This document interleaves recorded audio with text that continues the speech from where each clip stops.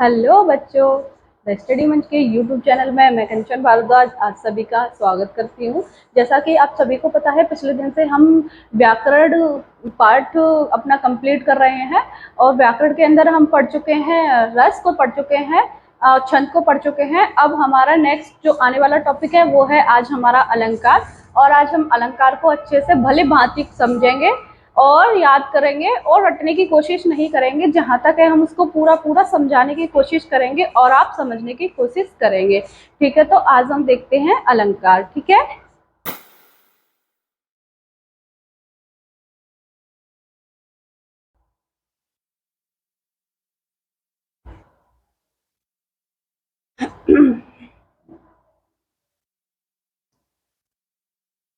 तो जैसे कि ये है, सबको दिख ही रहा होगा अलंकार। अलंकार क्या होता है, पहले हम यह समझ लेते हैं कि अलंकार होता क्या है। अलंकार हमारे दो शब्दों से मिलकर बना होता है, अलम प्लस कार। अलंकार, इसको पहले हम पढ़ लेते हैं, ये कहना क्या चाहता है, इसका शाब्दिक अर्थ क्या होता है अलंकार का। अलंकार, अलंकार का अर्थ है अलम प्लस कार। अलंकार का अर्थ है अलम प्लस कार। अलंकार दो शब्दों से मिलकर बना होता है, पहला है अलम, दूसरा है कार, इक्वल टू अलंकार। अलंकार अलम प्लस कार से मिलकर बना होता है। ठीक है, यहाँ पर अलम का अर्थ होता है आभूषण तथा कार का अर्थ होता है वाला। यानी कि यहाँ पे बताया है कि अलम का मतलब होता है आभूषण और कार का मतलब होता है वाला, यानी कि शोभा बढ़ाने वाला। यानी कि शोभा बढ़ाने वाला अर्थात काव्यों की शोभा बढ़ाने वाला तत्व को अलंकार कहते हैं।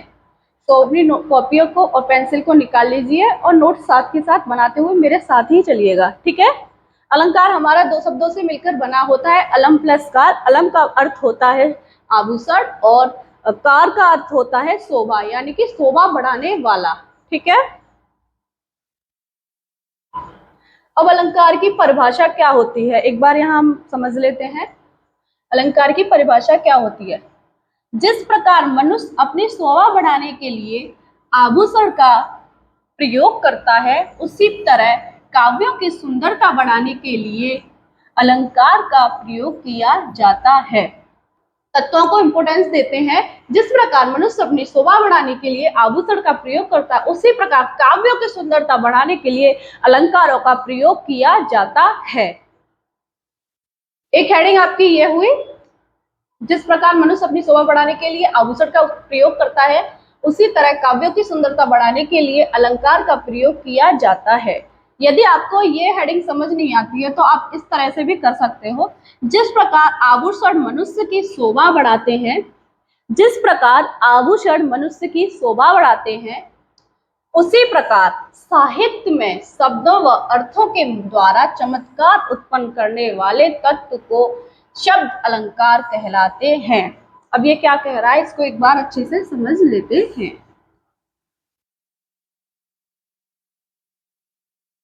जिस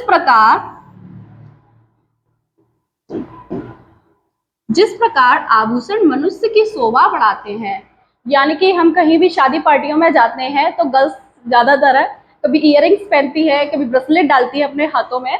तो वही ये कह रहा है, जिस प्रकार मनुष्य अपनी शोभा बढ़ाने के लिए आभूषणों का यूज करता है, आभूषणों का प्रयोग करता है, सेम उसी प्रकार साहित्य में शब्दों, यहाँ पर आपको ध्यान देना है, शब्दों व अर्थों के द्वारा चमत्कार उत्पन्न करने वाले तत्व या शब्द अलंकार कहलाते हैं। तो हमारे मनुष्य की शोभा तो हमारे आभूषण से हो जाती है, लेकिन अलंकार की शोभा शब्द और अर्थ के द्वारा इसको शोभा बढ़ाई जाती है। अब क्या कह रहा है, अभी देखा था हमने अलंकार में हम किस किस से शोभा बढ़ा सकते हैं, शब्द से और अर्थ से, शब्द से और अर्थ से। अब ये शब्द और अर्थ होता क्या है, ये है शब्दालंकार, ये है अर्थालंकार। ठीक है, ये हुए दो अलंकार, शब्दालंकार व अर्थालंकार। अलंकार के ये दो भेद होते हैं। अलंकार के कितने भेद होते हैं, अलंकार के दो भेद होते हैं, शब्दालंकार, अर्थालंकार। अब शब्दालंकार क्या होता है वो हमें समझना है। शब्दालंकार दो शब्दों से मिलकर बना होता है। शब्दालंकार दो शब्दों से मिलकर बना होता है।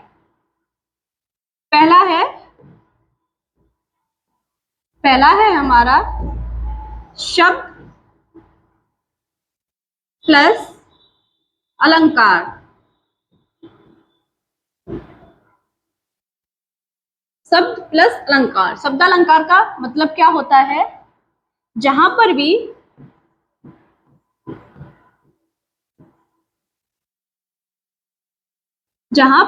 शब्दों के माध्यम से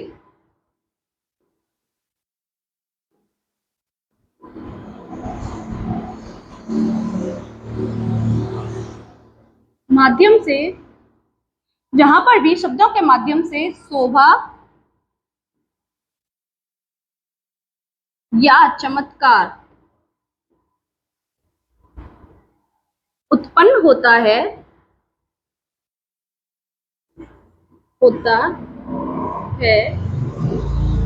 वहां शब्दालंकार होता है। वहां शब्दालंकार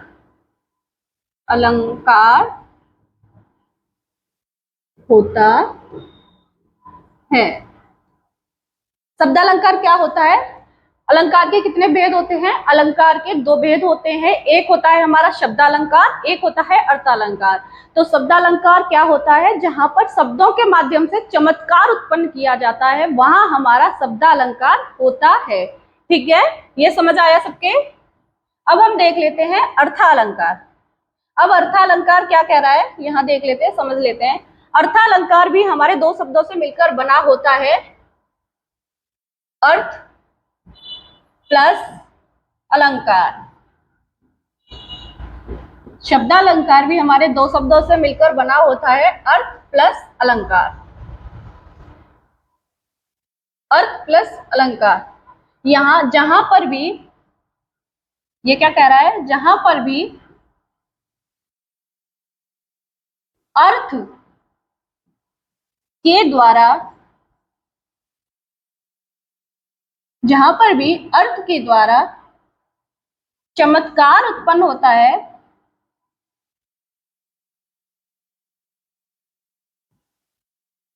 चमत्कार उत्पन्न होता है, वहां हमारा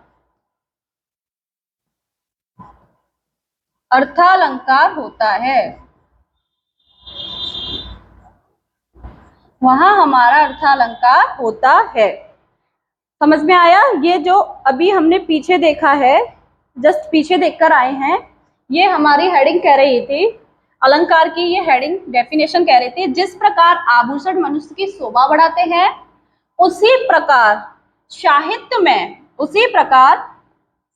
में शब्दों, यहां ध्यान दीजिए, शब्दों व अर्थों के द्वारा। तो शब्द अलंकार और यहाँ हुआ अर्थालंकार। जहां शब्दों के द्वारा चमत्कार और यहाँ अर्थों के द्वारा चमत्कार उत्पन्न करने वाले तत्व या शब्द अलंकार कहलाते हैं। समझ आया ना? अब ये क्या होता है? शब्दालंकार और अर्थालंकार समझ में आया ना क्या होता है? अलंकार के दो भेद होते हैं। एक होता है शब्दालंकार, दूसरा होता है हमारा अर्थालंकार। जहां पर भी शब्दों के द्वारा चमत्कार उत्पन्न होता है, वहां हमारा शब्दालंकार होता है। और जहां भी हम अर्थों के द्वारा चमत्कार उत्पन्न करते हैं, वहां पर होता है हमारा अर्थालंकार। ठीक है, समझ में आ रहा है ना आप सभी के? नेक्स्ट देखते हैं क्या कह रहा है ये। जो भी बच्चे स्क्रीनशॉट लेना चाहते हैं वो ले सकते हैं।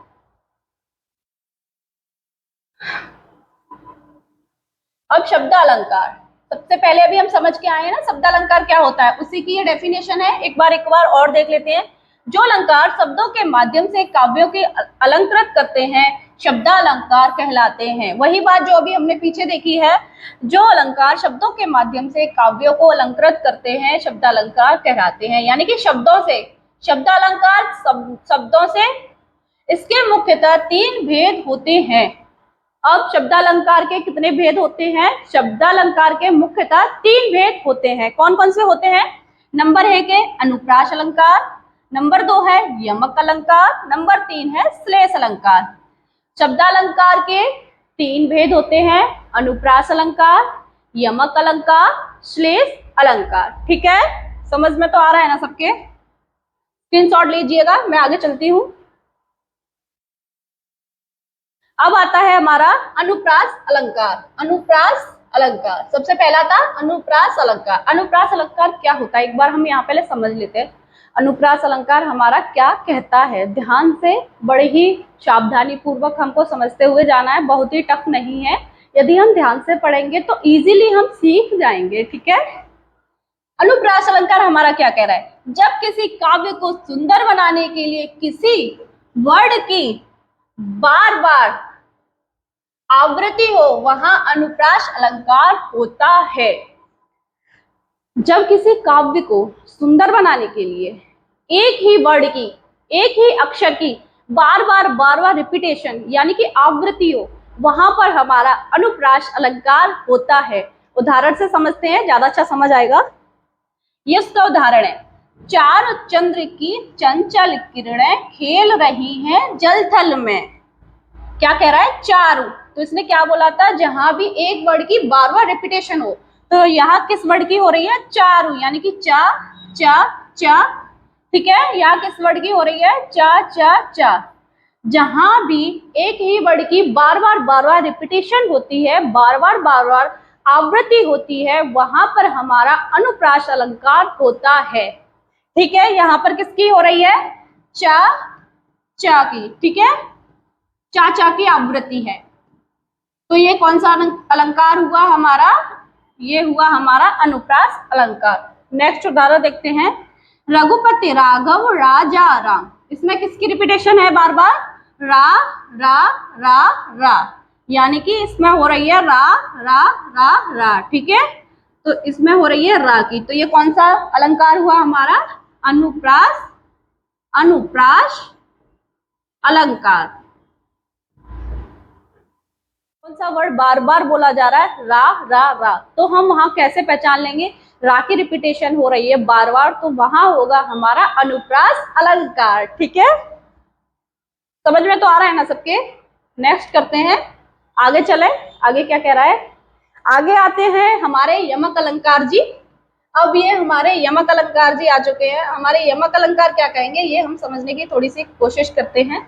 यमक अलंकार कहते हैं, यमक अलंकार में किसी काव्य का सौंदर्य बढ़ाने के लिए एक शब्दों या दो से अधिक बार आए, लेकिन एक शब्द दो से अधिक बार आए लेकिन अर्थ भिन्न हो, यमक अलंकार कहलाता है। हमारे यमक अलंकार जी क्या कह रहे हो, आपको समझ नहीं आया, हम तो दोबारा से समझेंगे। अनुप्रास अलंकार हमारा क्या कह रहा था, वहां पर हमारी एक ही वर्ड की बार बार रिपीटेशन हो रही थी। यमक अलंकार क्या कह रहा है, ध्यान से समझना है। यमक अलंकार कह रहा है हमारा, यमक अलंकार में किसी काव्य का सौंदर्य बढ़ाने के लिए एक शब्द, यहाँ पर शब्द है, वहां पर वर्ड था, ये ध्यान रखने वाली बात है। यहाँ पर शब्द है, एक शब्द दो या दो से अधिक बार आए, एक शब्द, एक कोई भी शब्द दो या दो से अधिक बार आए लेकिन अर्थ भिन्न हो। शब्द तो एक बार आएगा लेकिन उसका जो अर्थ होगा वो भिन्न होगा, डिफरेंट होगा, अलग अलग चलेगा। ठीक है, जहां पर एक शब्द दो या दो से अधिक बार आए लेकिन अर्थ भिन्न हो, यमक अलंकार कहलाता है।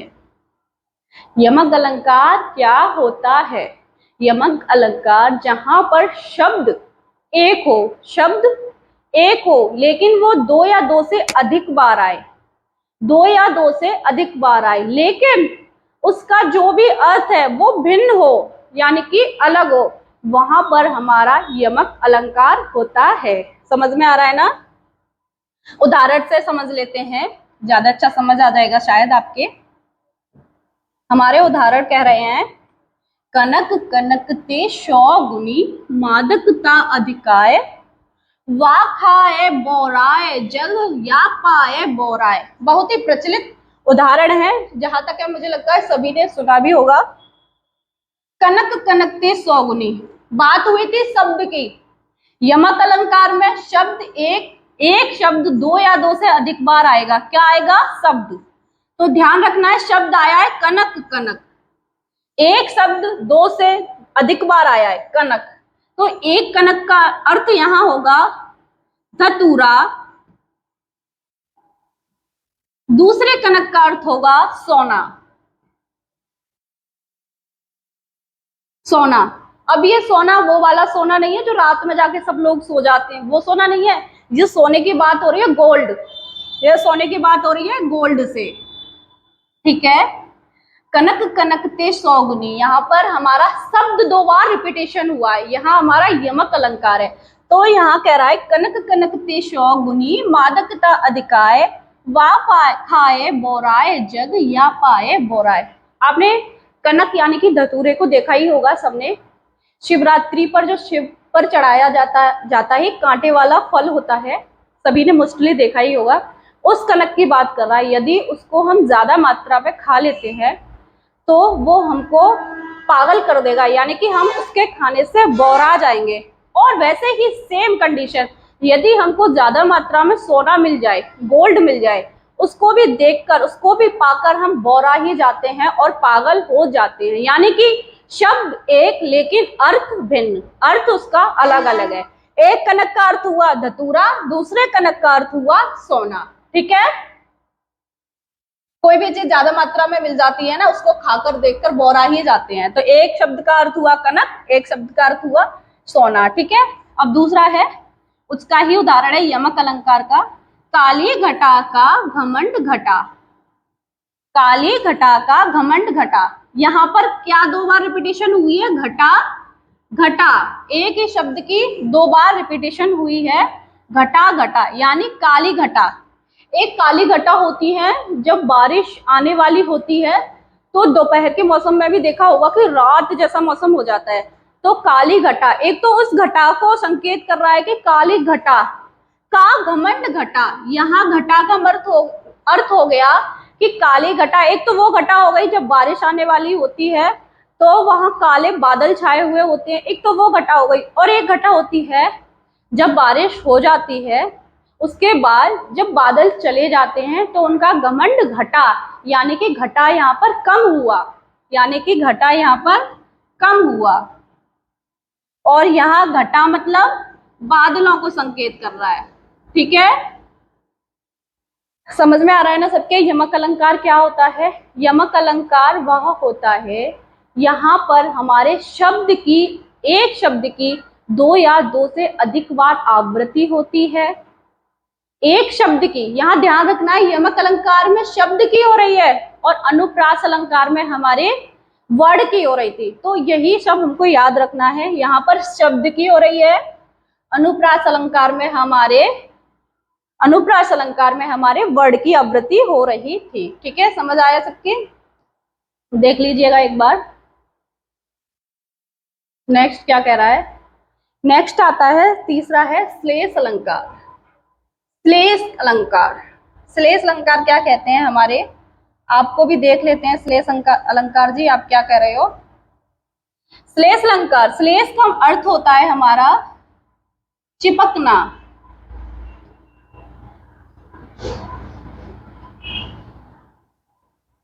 चिपकना या चिपका हुआ।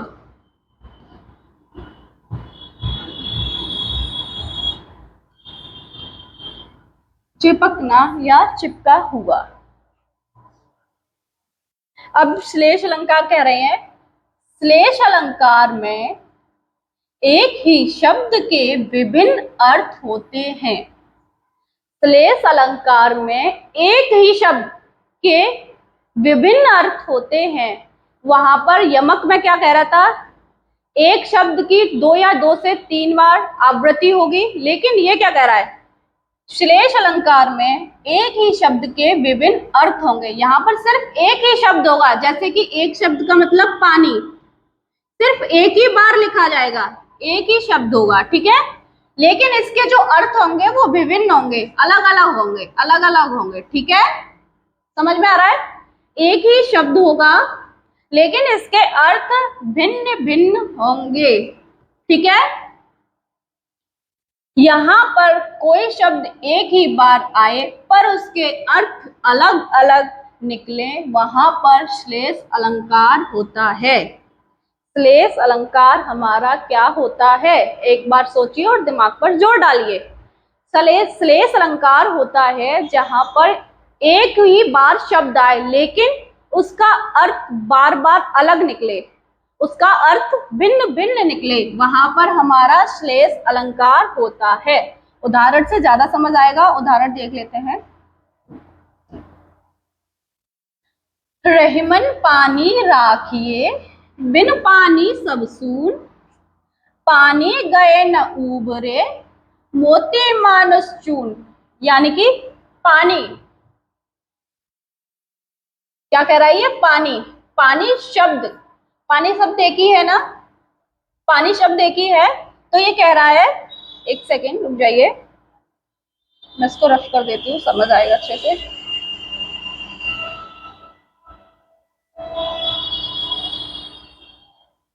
रहमन पानी राखिए बिन पानी सब सून, रहमन पानी राखिए बिन पानी सब सून, पानी गए न उबरे मोती मानुस चून। ऊपर हेडिंग क्या कह रही है, एक बार और समझ लिए फिर उदाहरण समझते हैं। श्लेष अलंकार में एक ही शब्द के विभिन्न अर्थ होते हैं, श्लेष अलंकार में एक ही शब्द के विभिन्न अर्थ होते हैं, यानी कि पानी। अब सुनो, पानी यहाँ किस किस अर्थ को हमको सिखाएगा कि पानी का क्या क्या अर्थ है, ठीक है। पानी गए न उबरे मोती मानुस चून। अब यहाँ मोती, पानी के संदर्भ में मोती की चमक किससे रहती है, पानी से। पानी से मानुष यानी कि मनुष्य कहते हैं ना, हम तो पानी पानी हो गए, यानी कि शर्म। यहाँ पे पानी पानी शर्म से दे रखा है, यानी कि लाज। एक पानी का अर्थ होगा चून, एक पानी का अर्थ होगा चून। चून का अर्थ होगा, जैसे कि हम कभी भी आटा लगाते हैं घरों में, ज्यादातर माता अपनी मम्मियों को देखा होगा कि वो आटा लगाती हैं, तो उसमें अगर यदि हम पानी न डालें तो उस पानी का कोई उस चून का कोई भी अर्थ नहीं होगा। इसी प्रकार पानी का अर्थ यहाँ कह रहा है मोती, पानी के बिना मोती की कोई भी चमक नहीं। मनुष्य यहाँ दिखाया है उसने लाज शर्म से, और चून यहाँ दिखाया है उसने अभी जो मैंने आपको बताया था, ठीक है। एक नेक्स्ट उदाहरण ले लेते हैं। प्रियतम बतला दे लाल मेरा कहाँ है। एक कोई भी है, वो कह रही है प्रियतम बतला दे लाल मेरा कहाँ है।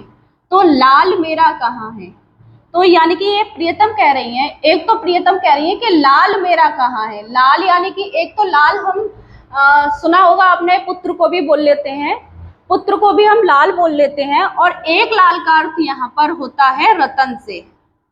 एक लाल हुआ पुत्र और दूसरा लाल हुआ हमारा यहाँ पर रतन, ठीक है। एक लाल हुआ हमारा। अब आता है हमारा अर्थालंकार। अभी तक हमने क्या पढ़ा, अभी तक हमने पढ़े शब्दालंकार।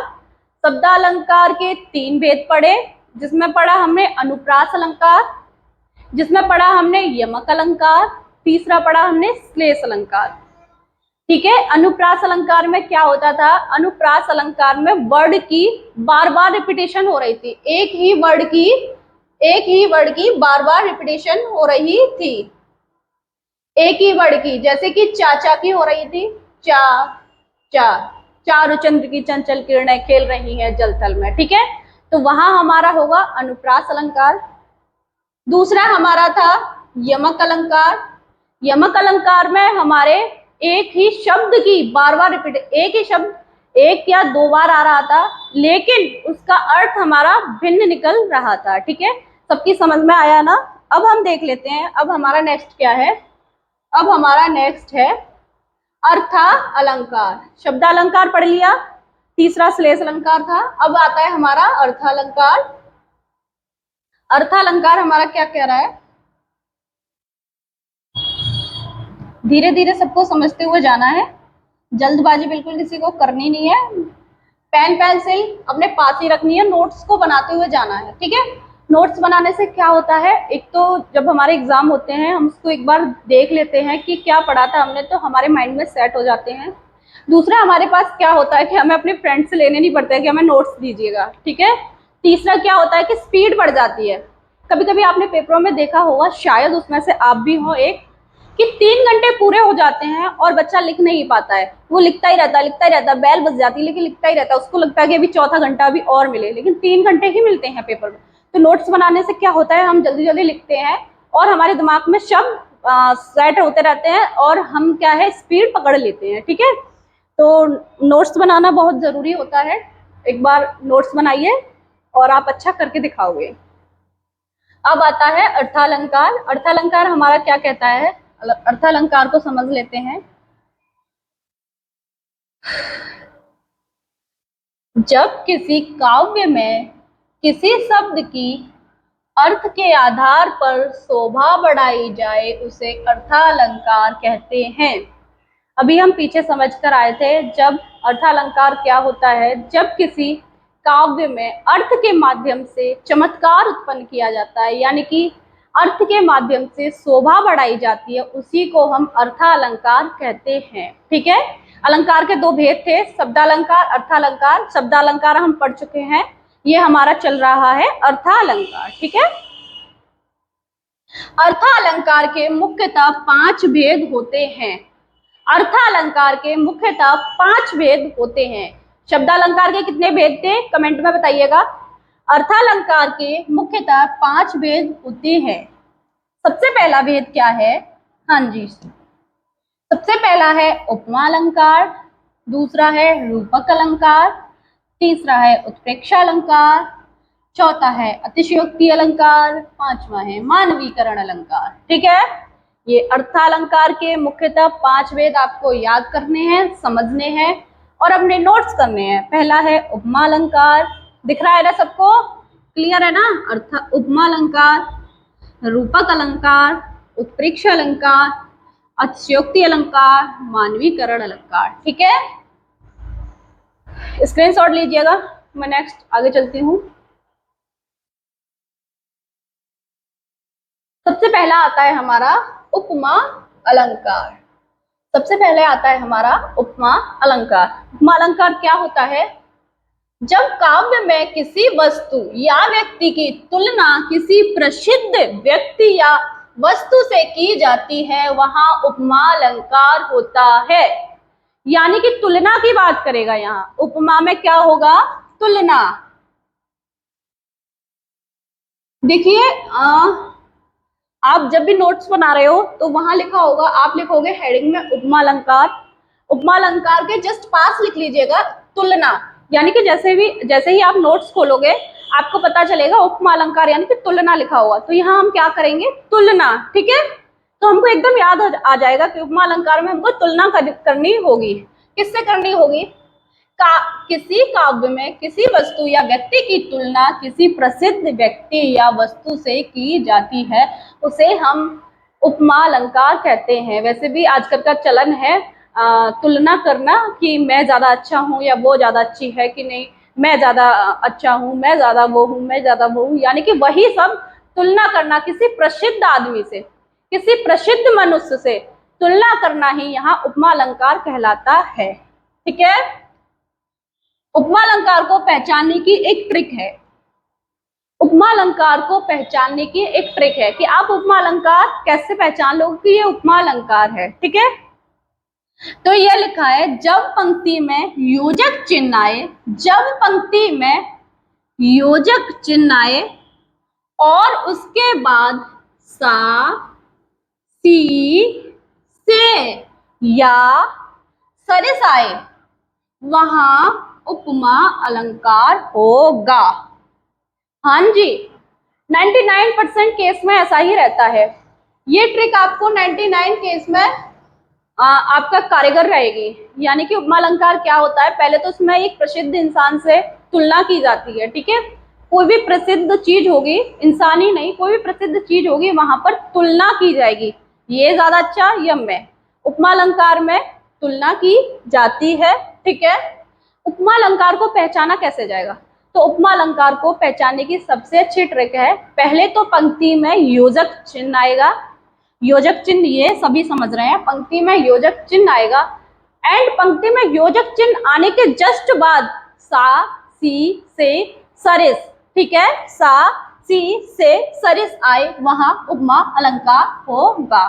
ठीक है, कैसे होगा एक बार उदाहरण से समझ लेते हैं। जैसे कह रहे हैं ये, जैसे मुख चंद्रमा सा सुंदर है, मुख चंद्रमा सा सुंदर है, तुलना हुई ना, मुख को चंद्रमा से तुलना की गई है। किससे तुलना की गई है? मुख की चंद्रमा से तुलना की गई है। तो सबसे पहले तो हम यहाँ यही पहचान लेंगे कि यहाँ पर हमारा उपमा अलंकार है, क्योंकि यहाँ पर तुलना की जा रही है, हमारी मुख की तुलना की गई है किससे? चंद्रमा से, कि ये चंद्रमा सा सुंदर है।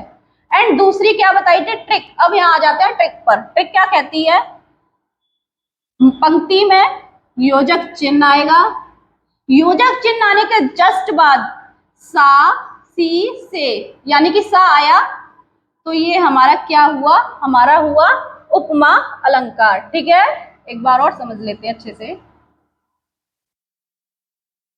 हमारे उदाहरण कह रहे हैं, जैसे मुख चंद्रमा सा सुंदर है। पहली बात तो इसमें तुलना हुई कि मुख को चंद्रमा सा सुंदर बताया है। दूसरा, इसमें पंक्ति में योजक चिन्ह आया है, चिन्ह आने के जस्ट बाद सा आया है। ये बातें आपको याद रखनी है। तो यहाँ पर क्या हुआ? यहाँ पर हमारा उपमा अलंकार हुआ, उपमा अलंकार। ठीक है, अब यहाँ क्या कह रहा है? दूसरा उदाहरण देख लेते हैं। उदाहरण नंबर 2, कर कमल सा कोमल है। योजक चिन्ह देखा, सा देखा, तुरंत ठोक देना है, उपमा अलंकार, देर नहीं लगानी है, उपमा अलंकार। ठीक है, क्या लिखेंगे यहाँ? उपमा अलंकार, क्योंकि पंक्ति में योजक चिन्ह आया है, उसके जस्ट बाद सा आया है, तो वहां होगा हमारा उपमा अलंकार। ठीक है, नेक्स्ट देख लेते हैं। जिस बच्चे की समझ नहीं आ रहा है वो कमेंट कर दे कि मैम समझ नहीं आया। क्या टॉपिक आपको समझ नहीं आ रहा है कमेंट करके बताएं, जिससे कि हमें भी पता चलता है कि बच्चा कहाँ पकड़ नहीं पा रहा है, तो हम वहां उसको दोबारा समझाने की कोशिश करेंगे। ठीक है,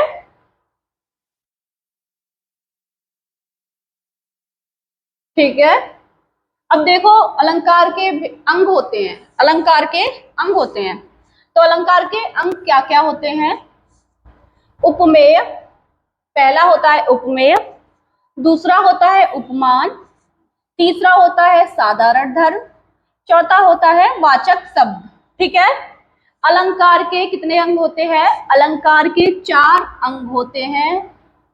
ये आपको ऐसे डायरेक्टली याद करना है। ठीक है, एग्जाम में ऐसे पूछ लेता है कि अलंकार के कितने भेद होते हैं। ठीक है, तो आपको डायरेक्ट लगा देना है अलंकार के 4 भेद होते हैं।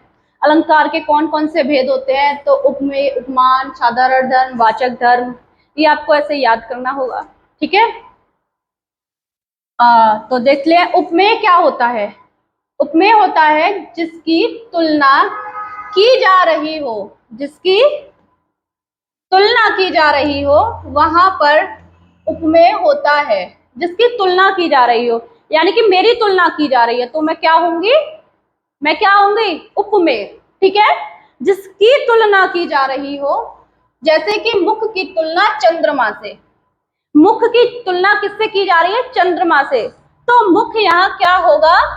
मुख यहाँ होगा उपमेय, उपमेय। ठीक है, उपमेय की सीधी सीधी बात है, कहता है जिसकी तुलना की जा रही हो, जिसकी तुलना की जा रही हो, यानी कि मेरी तुलना की जा रही है तो मैं उपमेय, आपकी तुलना की जा रही है तो आप उपमेय, किसी की भी तुलना की जा रही है, आपके पड़ोसियों की तुलना की जा रही है तो वह उपमेय। ठीक है, आपकी फ्रेंड्स की तुलना की जा रही है तो वह उपमेय।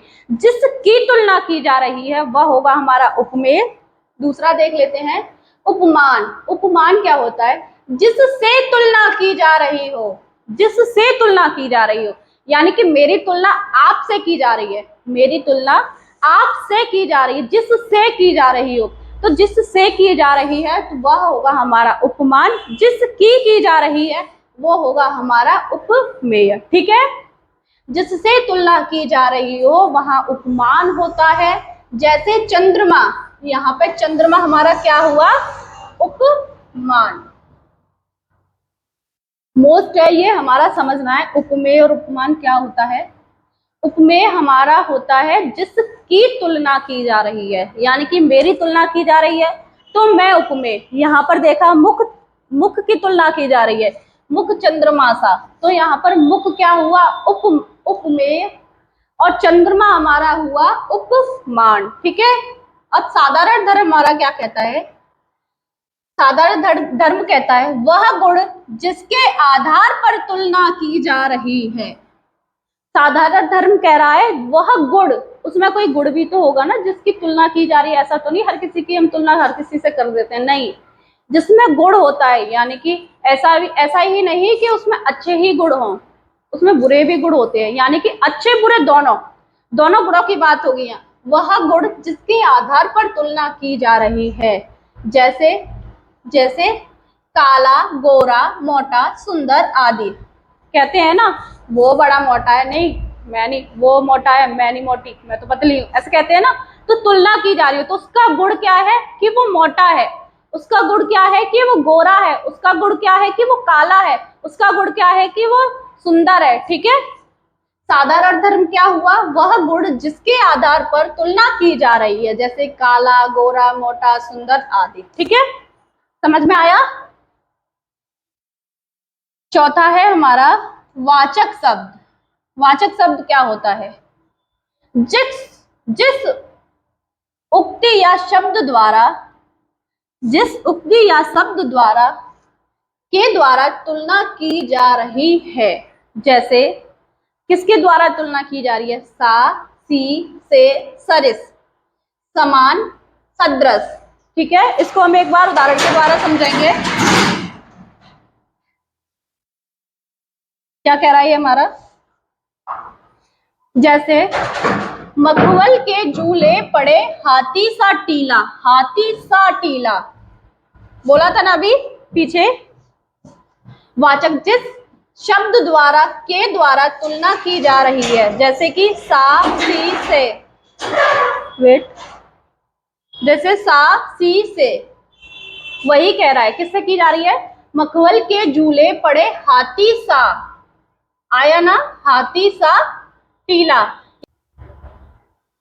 अब आता है हमारा रूपक अलंकार। यहां से शुरू होता है रूपक अलंकार। रूपक अलंकार की परिभाषा है, जब किसी की तुलना किसी अन्य विषय से ऐसे की जाए कि एक विषय को दूसरे का ही रूप समझ लिया जाए।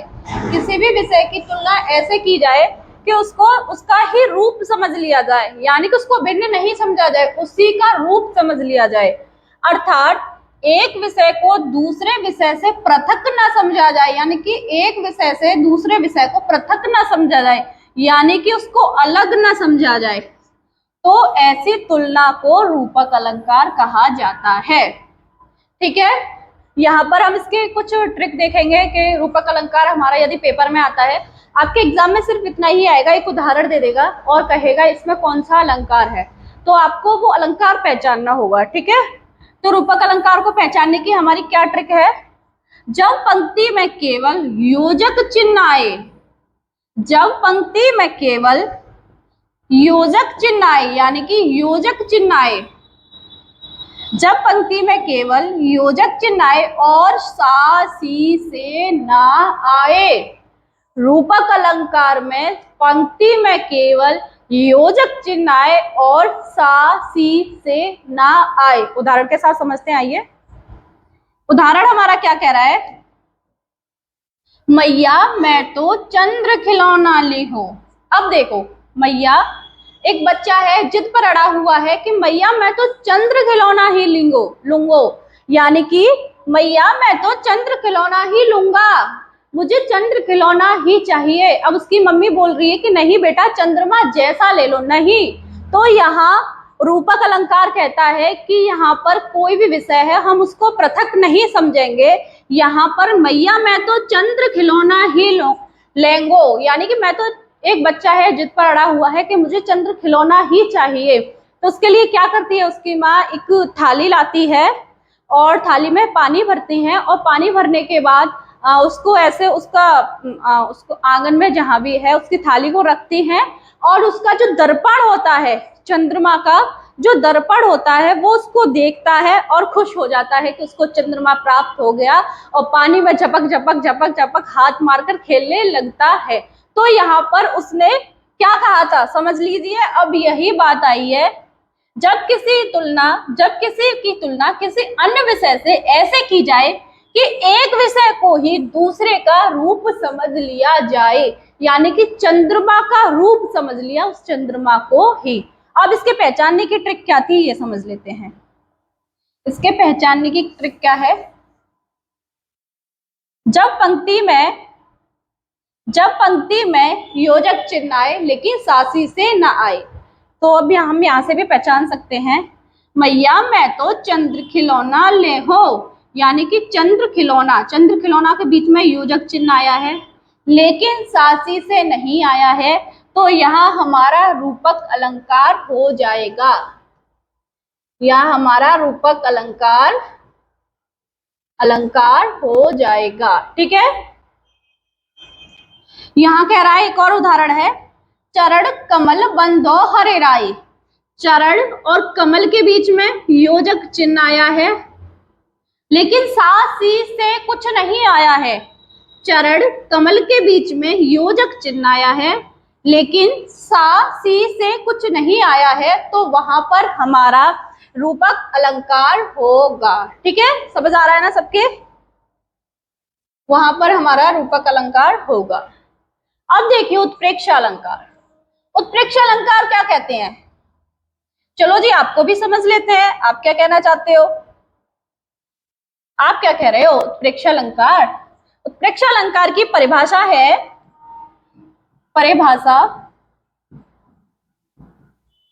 जहां उपमेय में उपमान के होने की संभावना का वर्णन होता है।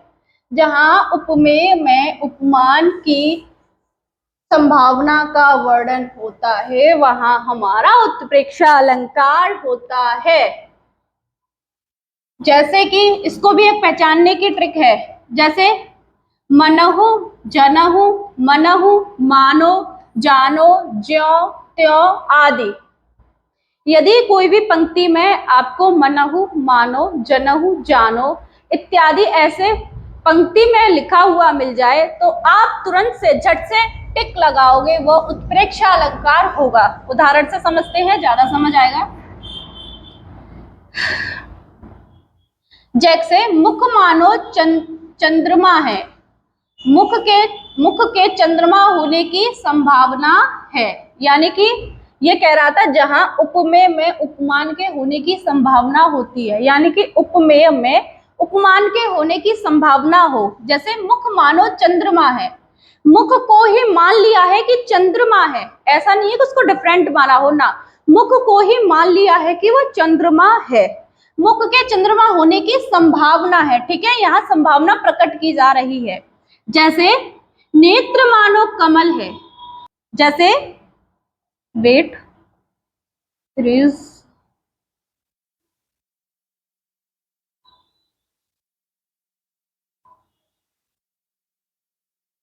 कवि ने यहाँ पर किसकी संभावना दी है, नेत्र मानो कमल है। नेत्र मानो कमल है, क्या दिखाना चाह रहा है वो कि नेत्रों को मान लो कि कमल है। ठीक है, और इसको पहचानने की ट्रिक क्या होगी हमारी,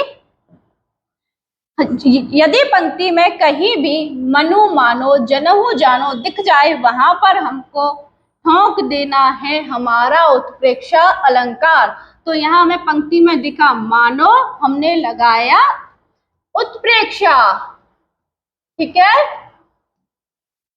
एक बार और समझ लेते हैं इसको अच्छे से, मुझे लगता है इसको एक बार और अच्छे से समझ लेना चाहिए। उत्प्रेक्ष अलंकार हमारा क्या होता है, उत्प्रेक्ष अलंकार को पहचानने की एक बहुत ही साधारण सी ट्रिक है, उसको आप एक बार अच्छे से देखें। यदि पंक्ति में मनहु जनहु मनहु मानो जानो ज्यों त्यों आदि आता है वहां उत्प्रेक्षा अलंकार होता है। जैसे मुख मानो चंद्रमा है, यानी कि मुख को चंद्रमा होने की संभावना है। जैसे ही हमने यहाँ मानो देखा, हमने यहाँ उत्प्रेक्षा अलंकार लगा दिया। ठीक है, उत्प्रेक्षा अलंकार। एक और है, जैसे नेत्र मानो, जैसे ही हमने मानो देखा, हमने यहाँ पर उत्प्रेक्षा अलंकार लगा दिया। ठीक है, उत्प्रेक्षा अलंकार लगा दिया। समझ में आया ना? नेक्स्ट देखते हैं अतिशयोक्ति अलंकार। ये अलंकार बहुत ही अच्छा है, फेवरेट अलंकार है मेरा, अतिशयोक्ति अलंकार। अतिशयोक्ति अलंकार में क्या होता है, आप यदि इसको एक बार अच्छे से पढ़ेंगे तो इंटरेस्ट बहुत आएगा। अतिशयोक्ति अलंकार में क्या होता है? अतिशयोक्ति अलंकार हमारा क्या कहता है? इसकी परिभाषा है, जब किसी बात का वर्णन बहुत बढ़ा चढ़ाकर किया जाए, जब किसी बात का वर्णन बहुत बढ़ा चढ़ाकर किया जाए, तब वहां अतिशयोक्ति अलंकार होता है। एक मिनट समझ लेते हैं ये क्या कह रहा है। हमारा अतिशयोक्ति अलंकार कहता है, इसको देखो पहचानने की एक ट्रिक है। अति, अति मीन्स हम कहते हैं ना, अरे भाई इसने तो अति कर दी है, अति मीन्स हद कर दी है। ठीक है, तो ये वही कह रहा है, जब किसी बात को बढ़ा चढ़ाकर बोल दिया जाए, यानी कि कहते हैं ना कितना फेंक रहा है, वही वाला सीन यहाँ होगा। ठीक है, वही वाला सीन यहाँ होगा अतिशयोक्ति अलंकार में। जब किसी बात का वर्णन बहुत ही बढ़ा चढ़ाकर किया जाए, तब वहां अतिशयोक्ति अलंकार होता है। जैसे, अब यहाँ जैसे समझते हैं, जैसे आगे नदियां पड़ी अपार, घोड़ा कैसे उतरे पार, राणा ने सोचा इस पार, तब तक चेतक था उस पार। लो भाई, क्या कह रहा है, कितनी बढ़ा चढ़ाकर बोल रहा है। क्या कह रहा है, आगे नदियां पड़ी अपार, आगे नदियां हैं बहुत बड़ी बड़ी बड़ी, घोड़ा कैसे उतरे पार। अब हमारे राणा जी सोच रहे हैं कि आगे नदियां पड़ी अपार, आगे नदियां हैं बहुत बड़ी बड़ी, घोड़ा कैसे उतरेगा पार, यानी कि घोड़ा उस पार कैसे जाएगा। राणा ने सोचा इस पार, राणा जी यहाँ खड़े खड़े सोच रहे हैं, तब तक चेतक था उस पार, यानी कि सोचने से ही चेतक उस पार चला गया। क्या ऐसा हो सकता है? इसमें तो इसने पूरा पूरा ही फेंक दिया, यानी कि अति ही कर दिया। यानी कि अति करने का मतलब अतिशयोक्ति अलंकार से, जो जहां ज्यादा फेंक रहा है, आपको देख लेना उदाहरण में कि ये ज्यादा फेंक रहा है। देखो, हमने पता क्या होता है, कोई की फ्रेंड ऐसी होती है ना, वो ज्यादा फेंकती है, हमने उसका क्लास में नाम रख दिया था अतिशयोक्ति है ये, तो वो समझ ही नहीं पाती थी अतिशयोक्ति क्या होता है। यानी कि कोई भी ज्यादा फेंके ना, उसको नाम रख दो अतिशयोक्ति, याद रहेगा, ज्यादा फेंकेगा अतिशयोक्ति अलंकार होगा। ठीक है, नेक्स्ट उदाहरण देख लेते हैं। हनुमान की पूंछ में लगन न पाई आग, लंका से गिरी जल गए, गए निशाचर भाग। अब यहाँ क्या हो रहा है, ये देखिए, हनुमान की पूंछ में आग तक नहीं लगी है, हनुमान की पूंछ में लगन न पाई आग, लंका से गिरी जल गई, यानी लंका सारी जल गई, गए निशाचर भाग। हनुमान की पूंछ में आग तक नहीं लगी है, उससे पहले लंका जल गई, ऐसा हो सकता है क्या भला? नहीं। तो ये यहाँ पर होगा हमारा अतिशयोक्ति अलंकार। यहाँ भी क्या होगा, अतिशयोक्ति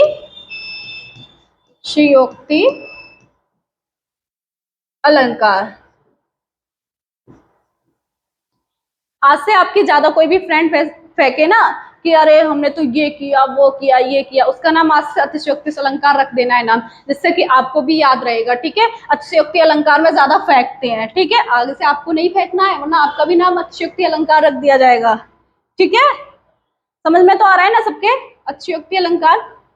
अब आता है हमारा मानवीकरण अलंकार। ये भी बहुत ही अच्छा अलंकार है, ये तो सिर्फ दिमाग में ही बिठाने वाले अलंकार हैं, ऐसा इसमें कुछ नहीं है कि रटने वाला हो, सिर्फ समझने वाले अलंकार हैं ये तो। हमारा मानवीकरण अलंकार कहता है, इसकी परिभाषा है, जब प्राकृतिक चीजों में मानवीकरण भावनाओं के होने का वर्णन हो, तब वहां मानवीकरण अलंकार होता है।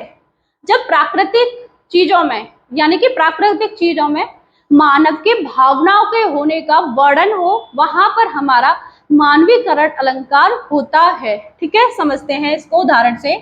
उदाहरण इसका कहता है, फूल हंसे कलियां मुस्काई, यानी कि ये कह रहा है फूल हंसे, हंसता कौन है, हंसता कौन है, मानव हंसता है ना। फूल हंसे कलियां मुस्काई, मुस्कुराता कौन है भाई, कलियां मुस्कुराती हुई कभी देखी है क्या? नहीं, कलियां मुस्कुराता तो सिर्फ मानव ही है। तो यहाँ यह कह रहा है फूल हंसे कलियां मुस्कुराई। तो जब प्राकृतिक चीजों में मानवीकरण भावना को यहाँ रख दिया गया है, तो यहाँ हमारा मानवीकरण और अलंकार मान लिया गया है। एक और उदाहरण से समझते हैं। मेघ आए बड़े बन-ठन के संवर के, यानी कि मेघ, बादल आए बड़े बन-ठन के संवर के। क्या भला आपने कभी देखा है कि बादल बड़े सज धज के आए हो, ज्वेलरी पहन कर आए हो, सूट बूट में आए हो? नहीं, ये तो भाई मानव की है, मानव ही ऐसा कर सकता है। लेकिन मान लिया गया है प्राकृतिक चीजों में मानव के भावनाओं को मान लिया जाता है, वहीं पे हमारा मानवीकरण अलंकार होता है। ठीक है, मेघ आए बड़े बन-ठन के संवर के। तो जहां बन-ठन के यानी कि मेघ, प्राकृतिक चीजों को मानव के भावनाओं में ही उसको ढाल दिया गया है, वहीं पर उसको मानवीकरण अलंकार का नाम दे दिया गया है। जैसे समझ लेते हैं यहाँ पर, बादल बड़े सज कर आए, लेकिन यह सब क्रियाएं तो भाई मनुष्य की होती है, बादल तो करता नहीं है, मनुष्य की होती है, ना कि बादल की। अतएव यहाँ उदाहरण मानवीकरण अलंकार का आएगा, यह उदाहरण मानवीकरण अलंकार के अंतर्गत आएगा। ठीक है, तो thank you so much, thank you.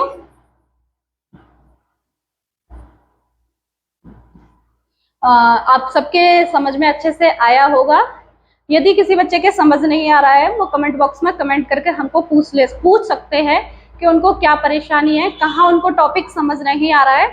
आपके प्रत्येक कमेंट का हम जवाब देंगे और अच्छे से आपको दोबारा से समझाने की कोशिश करेंगे।